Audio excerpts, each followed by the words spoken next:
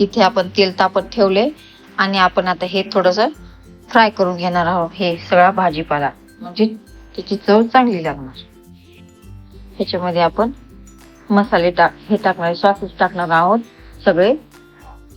Red chilli, soya sauce आणि Schezwan चटणी आणि चाट मसाला. आणि पुन्हा हे पनीर टाकणार आहोत. आपण पनीर टाकणार आहोत सगळे. त्यानंतर कोथिंबीर. हे सगळं मिक्स करून घ्यायचं आणि जोपर्यंत ही मऊ होते तोपर्यंत आपण पापडाचं बॅटर तयार करायला घेऊ. बॅटर आपण हे पापडाचे तुकडे टाकले, पापड तुकडे टाकले. त्याचं आपण बॅटर बनवू. आपण मधलं बॅटर आणि वरचं पारी.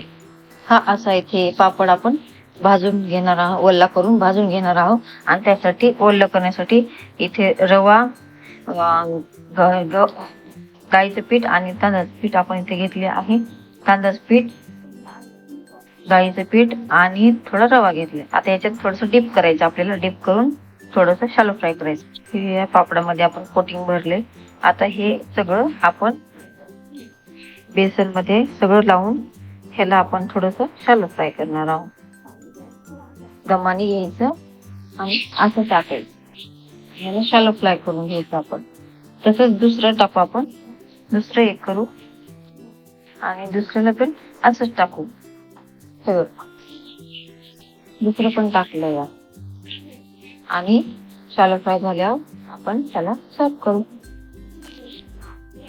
आता ह्याला दुसऱ्या साईडने पण पलटून घ्यायचं आणि तळून घ्यायचं शॅलो फ्राय करून. बघा तुम्हाला कसा वाटेल ते सांगा आणि आवडल्यावर कमेंट करा. हा आहे उडदाचा, प्युअर उडदाचा आणि हा आहे मुगाचा. मुगाचा दोन्ही मिक्स, उडीद आणि मुगाचा. आता हा पुन्हा बघा कसं करते. असं करून रोल अप करून त्याला पुन्हा असं सगळं करून हे करणार आणि मग ह्याला डीप फ्राय करणार. आता ह्याला कोटिंग केले. आता आपण याला शॅलो फ्राय करणार आहोत. छान लेकरं छानपैकी खातील. अशा भाज्या खात नाहीत म्हणून व्हेजिटेबल, म्हणून आपण ह्याला वेगळ्या पद्धतीने करून दाखवलं. आणि आता याला दुसरी बाजू पलटून घ्यायची. कसं झालं छानपैकी लाल गोल झाला ना, मग लेकरं आवडीने खाते छानपैकी.